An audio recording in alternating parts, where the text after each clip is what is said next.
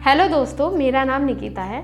दोस्तों, आप सभी जानते होंगे कि बीएड में हमें अपने जो भी आपका ऑप्शनल सब्जेक्ट होगा उसके लेसन प्लान्स प्रिपेयर करने होते हैं और ये लेसन प्लान्स बनाना काफ़ी ब्रेन स्टॉर्मिंग प्रोसेस है, तो जिससे आपको कम मेहनत करनी पड़े, इस वजह से मैं लेसन प्लान्स पर वीडियोस लेकर आ रही हूँ। तो हमारा जो आज का टॉपिक है वो भोजन एवं स्वास्थ्य है।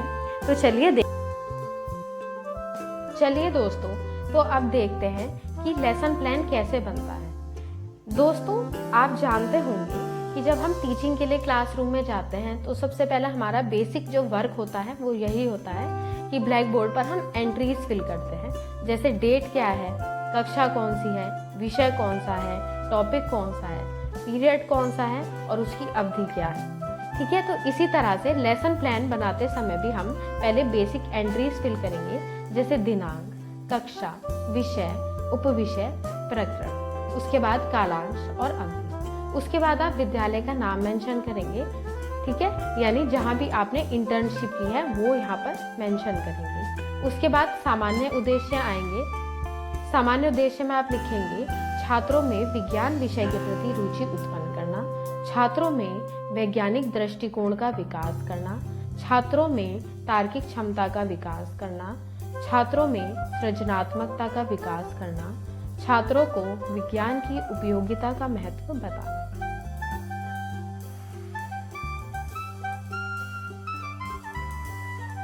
उसके बाद हम मेंशन करेंगे विशिष्ट उद्देश्य।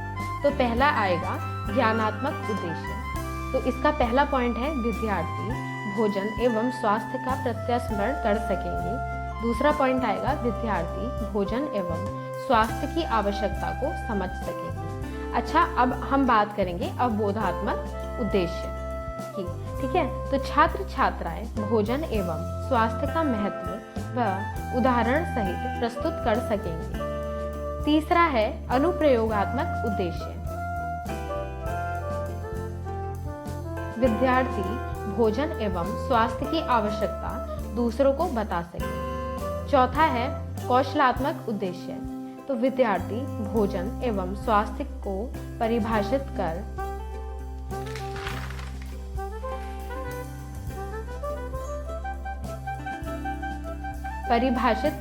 सकेंगे। उसके बाद आएगा अभिवृत्ति उद्देश्य। विद्यार्थियों में भोजन एवं स्वास्थ्य के प्रति दृष्टिकोण उत्पन्न होगा, वह मानसिक शक्ति का विकास होगा। उसके बाद हम लिखेंगे अभिरुच्यात्मक उद्देश्य। विद्यार्थी भोजन एवं स्वास्थ्य के विषय में रुचि ले सकेंगे। नेक्स्ट हेडिंग आएगी पूर्व ज्ञान की। देखिए, छात्रों से अपेक्षा की जाती है कि वे भोजन एवं स्वास्थ्य के विषय में सामान्य जानकारी रखते हैं, यानी आप जो भी कॉन्सेप्ट पढ़ाने वाले हैं क्लास में, तो उससे रिलेटेड बच्चों को पूर्व ज्ञान होना आवश्यक है। तो इस चीज को आप जांचने के लिए कि बच्चों को पहले से ही कुछ पता है टॉपिक के बारे में या नहीं, तो आप उनका प्रीवियस जो भी उनकी नॉलेज होगी उसको चेक करेंगे। वो कैसे चेक करेंगे? प्रस्तावना प्रश्नों के माध्यम से। ठीक है, तो आपने पूर्व ज्ञान के बारे में पहले यहाँ पर लिख दिया। उसके बाद शिक्षण सहायक सामग्री। तो यहाँ पर आप कोई भी टीएलएम के बारे में लिखेंगे। जब भी आप स्पष्टीकरण दे रहे हैं कक्षा में, तो आपने या तो चार्ट का यूज किया होगा या मॉडल का यूज किया होगा। ठीक है, तो मैंने यहाँ पर दूध की बोतल दिखाई और चार्ट दिखाया। ठीक है, उसके बाद प्रस्तावना प्रश्न। देखिए, इसमें 3 कॉलम बनेंगे: छात्राध्यापिका क्रिया, छात्र अनुक्रिया और शिक्षण विधि। छात्राध्यापक या छात्राध्यापिका क्रिया, इसमें जैसे मैंने लिखा है कि दूध की बोतल दिखाते हुए, तो मैंने पहला प्रश्न बच्चों से पूछा, आप मेरे हाथ में क्या देख रहे हैं? तो बच्चों ने कहा, हम आपके हाथ में दूध की बोतल देख रहे हैं। तो शिक्षण विधि मैंने कौन सी यूज की है? प्रदर्शन विधि।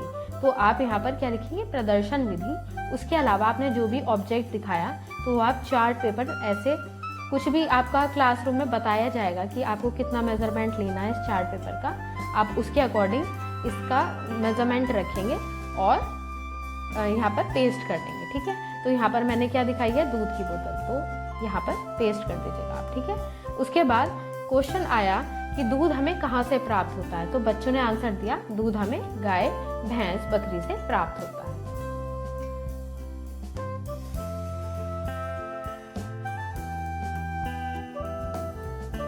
अच्छा, नेक्स्ट प्रश्न मैंने पूछा कि दूध से निर्मित खाद्य पदार्थों के नाम बताइए। तो बच्चों ने कहा दूध से निर्मित खाद्य पदार्थ हैं दही, घी, मक्खन आदि। तो फिर मैंने नेक्स्ट क्वेश्चन पूछा दूध हमारे लिए क्यों उपयोगी है। तो बच्चे कह रहे हैं दूध पीने से शरीर की लंबाई और शक्ति बढ़ती है, यह हमें पूर्ण रूप से स्वस्थ बनाने में मदद करता है। उसके बाद मैंने प्रश्न पूछा दूध में कौन सा पोषक तत्व पाया जाता है। तो बच्चों को नहीं पता, तो यहाँ पर हम क्या लिखेंगे, समस्यात्मक। अच्छा, जो मैंने यहाँ पर मेथड यूज किया है कि मैं क्वेश्चंस पूछ रही हूँ, बच्चे आंसर्स दे रहे हैं, तो ये कौन सी विधि है, प्रश्नोत्तर विधि, और ये हमने यहाँ तक यूज किया, तो ये एरो को यहाँ तक एक्सटेंड कर दीजिएगा। उसके बाद उद्देश्य कथन हम मेंशन करेंगे। उद्देश्य कथन, विद्यार्थियों आज आप और हम मिलकर भोजन एवं स्वास्थ्य के विषय में विस्तार पूर्वक अध्ययन करेंगे। उसके बाद नेक्स्ट पेज पर आपको कुछ कॉलम्स ड्रॉ करने हैं, ठीक है। जैसे कि यहाँ पर 7 कॉलम मैंने ड्रॉ किए हैं, जिसमें पहला है शिक्षण बिंदु, उसके बाद उद्देश्यों का विशिष्टीकरण, उसके बाद छात्राध्यापिका क्रिया या छात्र अध्यापक क्रिया, उसके बाद छात्र अनुक्रिया, उसके बाद विधि प्रविधि व सहायक शिक्षण सामग्री, उसके बाद शामपट कार्य और फिर मूल्यांकन। ठीक है, इस तरह से आपको ये टेबल ड्रॉ करना है। तो चलिए डिस्कस करते हैं। पहला देखिए, हमने यहाँ पर टीचिंग पॉइंट लिया है भोजन, तो आप शिक्षण बिंदु के नीचे लिखेंगे भोजन। उसके जस्ट सामने आप लिखेंगे छात्र छात्राएं भोजन एवं स्वास्थ्य का प्रत्यास्मरण कर सकेंगे। अच्छा, छात्राध्यापिका क्रिया में आप सबसे पहले क्या करेंगे, आप बच्चों से विकासात्मक प्रश्न पूछेंगे, और जब बच्चे आंसर देंगे, एक टाइम ऐसा आएगा कि बच्चों के आंसर आने बंद हो जाएंगे, तो वहीं पे क्या होगा, समस्यात्मक, और समस्यात्मक वाली कंडीशन जब आएगी वहीं से फिर स्पष्टीकरण स्टार्ट हो जाता है। तो देखिए, छात्राध्यापिका क्रिया में हम विकासात्मक प्रश्न लिख रहे हैं। जैसे भूख लगने पर हम क्या करते हैं। तो बच्चों ने कहा भूख लगने पर हम भोजन खाते हैं। तो प्रश्न दूसरा हमने पूछा भोजन हमें कहाँ से प्राप्त होता है। तो बच्चे कहते हैं भोजन हमें पेड़ पौधों से प्राप्त होता है। तीसरा प्रश्न हमने पूछा भोजन से हमें क्या प्राप्त होता है। तो बच्चे समस्या में पड़ गए कि अरे अब क्या इसका आंसर दें हम, है ना। तो ये क्या हो गया, समस्यात्मक। उसके बाद आती है बात स्पष्टीकरण की। तो जब भी इस समस्यात्मक वाली ये वाली जो कंडीशन आ जाती है, उससे नेक्स्ट लाइन से स्टार्ट होता है स्पष्टीकरण। तो आप स्पेस देके फिर आप लिख सकते हो स्पष्टीकरण। स्पष्टीकरण जहाँ भी स्टार्ट होगा उसके जस्ट साइड में ये उद्देश्यों का विशिष्टीकरण में लिखा जाएगा कि छात्र व छात्राएं भोजन एवं स्वास्थ्य की आवश्यकता के बारे में जानेंगे, वे परिभाषित कर सकेंगे। तो स्पष्टीकरण आप देख लीजिए, मैंने बताया है कि किस तरह से भोजन के बारे में मैंने डिस्क्रिप्शन दिया है, ठीक है। तो आप ये स्पष्टीकरण में नोट कर लीजिएगा।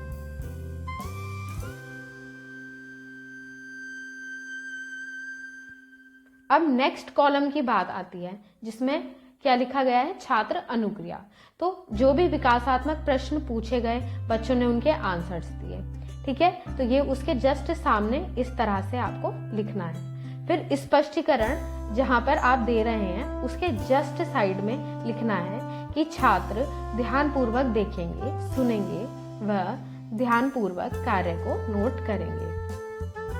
फिर नेक्स्ट कॉलम में जहां पर हमने लिखा है विधि प्रविधि व सहायक शिक्षण सामग्री, तो यहाँ पर आपने कौन सी मेथड का यूज किया था। तो आप क्वेश्चन एंड आंसर्स पूछ रहे थे ना, ऐसा वाला था। तो आप यहाँ पर क्या मेंशन करेंगे, प्रश्नोत्तर विधि। और आपने कहाँ तक लिखा है, यहाँ तक, ठीक है। क्वेश्चन यहाँ तक लिखे है ना, तो यहाँ तक हम एरो एक्सटेंड करेंगे। उसके बाद स्पष्टीकरण की स्टार्टिंग थी, तो स्पष्टीकरण जब हमने यहाँ से देना स्टार्ट किया था, उसके जस्ट साइड में आपने ये लिखा। उसके बाद आप उसके जस्ट साइड में सेम लाइन से ही स्टार्ट होने चाहिए। तो ये यहाँ पर आप मेंशन करेंगे व्याख्यान विधि या व्याख्या विधि, ठीक है। व्याख्यान विधि या व्याख्या विधि। तो आपने यहाँ पर नीचे डिस्क्रिप्शन दिया है। उसके अलावा आपने दिखाया भी है कोई चीज़, जैसे क्लास में कुछ स्पष्टीकरण देते समय आपने कुछ प्रदर्शित किया है, तो आप मेंशन कर सकते हैं प्रदर्शन विधि। तो मैंने भोजन का एक चार्ट बना के दिखाया है, तो आप इस तरह से इसमें मेंशन कर सकते हैं। उसके बाद जहाँ स्पष्टीकरण है उसके जस्ट साइड में आपको इस लाइन से ही लिखना है, और विधि वाले में भी जस्ट इसी के सामने ये लाइन आनी चाहिए, और इसके जस्ट सामने ब्लैक बोर्ड आना चाहिए। ठीक है, तो शामपट कार्य जो हमने किया तो उसमें व्याख्यान विधि जैसे इधर साइड लिखी थी, तो इसके जस्ट साइड में हमने ब्लैक बोर्ड पेस्ट किया है। तो ये black board black chart paper आता है मार्केट में, तो आप ये ले सकते हैं। तो इसमें आपको सबसे पहले क्या करना होगा कि जैसे हमने अभी ब्लैक बोर्ड पे बताया था कि एंट्रीज फिल करनी होती है, उसी तरह से इसमें हम एंट्रीज फिल करेंगे। बहुत माइन्यूट सा लिखा है, दिखाई भी नहीं देगा, लेकिन इस तरह से मेंशन करना पड़ेगा। ठीक है, तो यहाँ पर हम डेट डालेंगे, कक्षा कौन सी है, विषय क्या है, उपविषय क्या है, उसके अलावा प्रकरण क्या है, कालांश और अवधि क्या है। उसके बाद हम हेडिंग लिखेंगे भोजन, तो हम भोजन के बारे में डिस्क्राइब करेंगे। ठीक है, और मूल्यांकन वाला जो कॉलम है वो अभी ऐसे ही ब्लैंक रहेगा, और जो मूल्यांकन वाला कॉलम है अभी वो ऐसे ही ब्लैंक रहेगा। ठीक है, तो ये इस तरह से आपको बनाना है।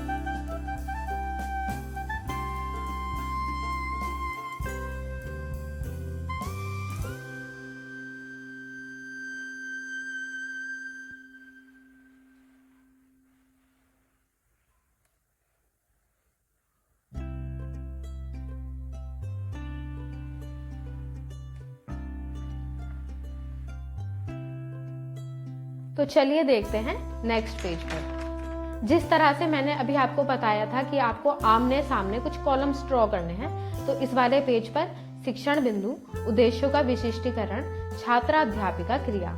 याद रहे कि ये वाले जो 2 कॉलम होते हैं इनमें थोड़ा स्पेस ज्यादा रखना है। ठीक है, ये थोड़े बड़े से बनेंगे।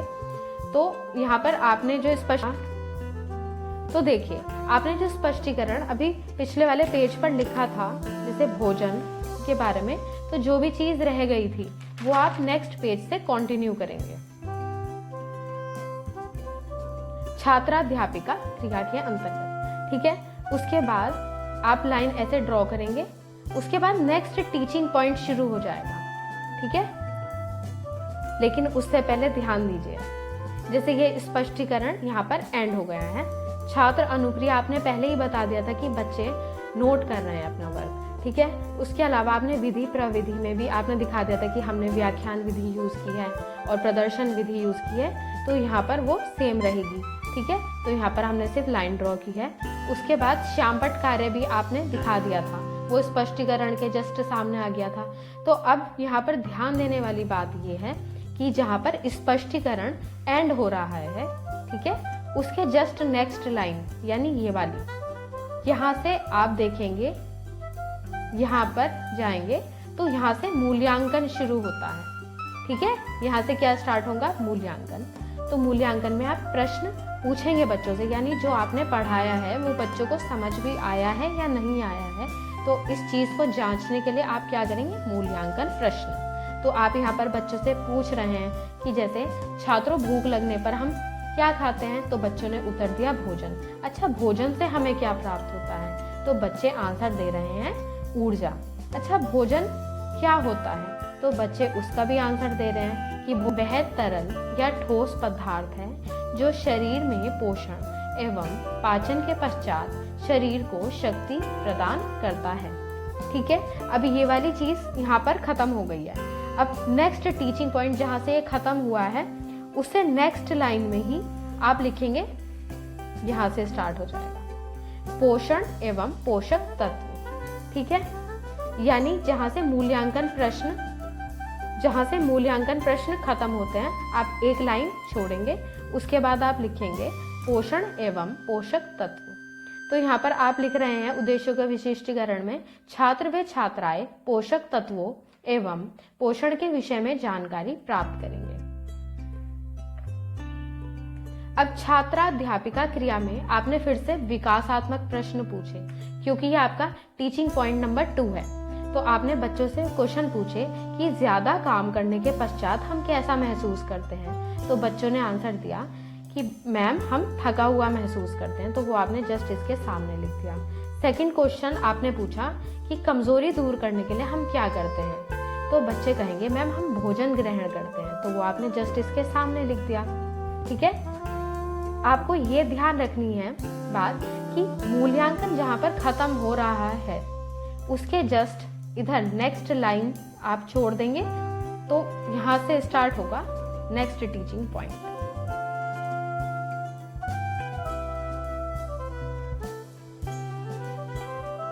इस तरह से ही लेसन प्लान बन रहा है।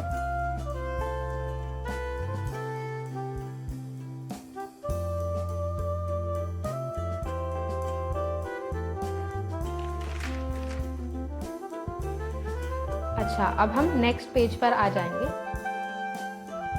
सेम स्टोरी है जैसे हमने अभी बताया था कि शिक्षण बिंदु उद्देश्यों का विशिष्टीकरण का एक कॉलम बनेगा। उसके अलावा छात्राध्यापिका क्रिया, छात्र अनुक्रिया, विधि प्रविधि व सहायक शिक्षण सामग्री, शामपट कार्य और मूल्यांकन। ठीक है, तो उद्देश्यों का विशिष्टीकरण आप पहले ही मेंशन कर चुके हैं। शिक्षण बिंदु भी आपने पहले ही लिख दिया है, पोषक तत्व वगैरह है ना, जो भी आपका टीचिंग पॉइंट है तो वो आपने पहले ही मेंशन कर दिया, तो यहाँ पर लिखने की कोई नीड नहीं है। अब जहाँ पर छात्र अध्यापिका क्रिया है, आप तीसरा प्रश्न पूछ रहे हैं क्लास में कि भोजन में कौन कौन से पोषक तत्व पाए जाते हैं, तो बच्चों को इसका आंसर नहीं पता, तो यहाँ पर आप क्या लिख देंगे, समस्यात्मक। ठीक है, उसके बाद जब समस्यात्मक वाली कंडीशन आ गई, उसके बाद आप स्पष्टीकरण लिखेंगे। स्पष्टीकरण से मतलब स्पष्टीकरण देते समय याद रखें, थोड़ा सा एक स्पेस छोड़ दें, फिर आप स्पष्टीकरण दें कि पोषण क्या है, तो आप उसकी पूरी डेफिनेशन लिख दें यहाँ पर। उसके बाद आप बता रहे हैं पोषक तत्व क्या है, वो आपने लिख दिया है यहाँ पर। इस तरह से ये टीचिंग पॉइंट यहीं पे खत्म हो रहा है। अच्छा, छात्र अनुक्रिया में क्या था? छात्र अनुक्रिया में जो प्रश्न का उत्तर बच्चे नहीं दे पाए, वहां पर आपने समस्यात्मक लिख दिया। स्पष्टीकरण में आपको पता ही है कि आपने कोई भी टीचिंग पॉइंट जो भी डिस्क्राइब किया है उसके जस्ट सामने आप लिख रहे हैं कि छात्र छात्राएं ध्यानपूर्वक देखेंगे, सुनेंगे, वे ध्यानपूर्वक नोट करेंगे। उसके बाद विधि प्रविधि व सहायक शिक्षण सामग्री, तो यहाँ पर आपने कौन सी विधि यूज करी है? व्याख्यान विधि यूज की है, क्योंकि आपने स्पष्टीकरण दिया है। तो याद रखना यहाँ पर क्या आएगा, व्याख्यान विधि। और एक चीज याद रखना, ये इस तरह से अरेंज करने हैं कि जहाँ से ये स्पष्टीकरण की लाइन हो उसके जस्ट सामने ही छात्र छात्राएं ध्यानपूर्वक देखेंगे, सुनेंगे, ध्यानपूर्वक नोट करेंगे, ये इसके जस्ट सामने आए। और इसके जस्ट सामने व्याख्यान विधि आप यहाँ पे मेंशन करेंगे, और इसके ही जस्ट साइड में सेम लाइन में ब्लैक बोर्ड आए। ठीक है, उसके बाद आपने विधि में क्या यूज करी है, जैसे व्याख्यान विधि यूज करी है और प्रदर्शन विधि यूज करी है। तो आपने यहाँ पर चार्ट पेपर पर ऐसे दिखा दिया है कि हाँ पोषक तत्व इस तरह के होते हैं, आपने एक डायग्राम के थ्रू इसमें दिखा दिया है। अच्छा, स्पष्टीकरण यहाँ पर फिनिश हो गया। तो स्पष्टीकरण जहाँ पर फिनिश हुआ है उसके जस्ट नेक्स्ट लाइन में आप मूल्यांकन वाली कॉलम में आएंगे। मूल्यांकन में आप यहाँ पर प्रश्न पूछते हैं बच्चों से कि पोषण किसे कहते हैं, तो बच्चे बताएंगे कि भोजन में पाए जाने वाले विभिन्न प्रकार के पोषक तत्वों द्वारा शारीरिक आवश्यकताओं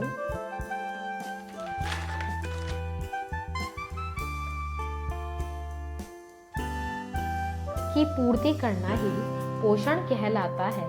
अच्छा, सेकंड क्वेश्चन, पोषक तत्व क्या होते हैं? तो बच्चे बताएंगे भोजन में पाए जाने वाले जो तत्व हमारे शरीर को स्वस्थ एवं निरोग रखते हैं, तो वो क्या कहलाते हैं? पोषक तत्व। फिर तीसरा प्रश्न आपने पूछा, भोजन में पाए जाने वाले विभिन्न तत्वों के नाम लिखिए। तो बच्चे बता रहे हैं कि भोजन में पाए जाने वाले विभिन्न तत्व वसा, प्रोटीन, कार्बोहाइड्रेट, विटामिन आदि हैं। अब देखिए, आपने इससे पहले आपने सारी चीज़ें ऑलरेडी मेंशन कर ली थी, तो ये यहाँ पर स्पेस ही रहेगा। लेकिन मूल्यांकन प्रश्न आपको कंटिन्यूएशन में रखने थे, तो वो मूल्यांकन नेक्स्ट पेज पर ही चला जाएगा। ठीक है, उसके बाद हमने मूल्यांकन प्रश्न में पूछा कि पोषक तत्व क्या होते हैं, तो बच्चों ने उत्तर दिया भोजन में पाए जाने वाले विभिन्न तत्व जो शरीर को स्वस्थ एवं निरोगी रखते हैं। इसी तरह से आप और मूल्यांकन प्रश्न पूछते हैं और वो मूल्यांकन प्रश्न वाला कॉलम वहीं पर फिनिश हो जाएगा। उसके बाद यहाँ पर फिर से सेम स्टोरी है। आपको 7 कॉलम बनाने होंगे। शिक्षण बिंदु, उद्देश्यों का विशिष्टीकरण, छात्र अध्यापिका क्रिया, छात्र अनुक्रिया, विधि प्रविधि व सहायक शिक्षण सामग्री, शामपट कार्य और मूल्यांकन।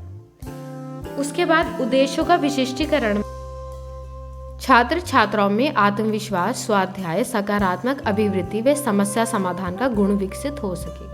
उसके बाद छात्र अध्यापिका क्रिया में आप लिखेंगे कक्षा व निरीक्षण कार्य।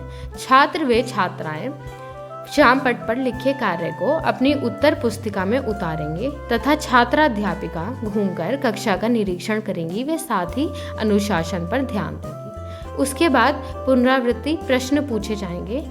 भोजन से हमें क्या प्राप्त होता है। उसके अलावा दूसरा प्रश्न पूछेंगे भोजन किसे कहते हैं। फिर हम गृह कार्य देंगे। तो पहला प्रश्न है भोजन किसे कहते हैं। उसके बाद पोषण किसे कहते हैं और फिर पोषक तत्व क्या होते हैं। तो दोस्तों ये लेसन प्लान यहीं पर ख़त्म होता है। दोस्तों अगर आपको ये वीडियो पसंद आई तो इस वीडियो को लाइक कीजिए और मेरे चैनल को सब्सक्राइब कीजिए। वीडियो को पूरा देखने के लिए आपको धन्यवाद।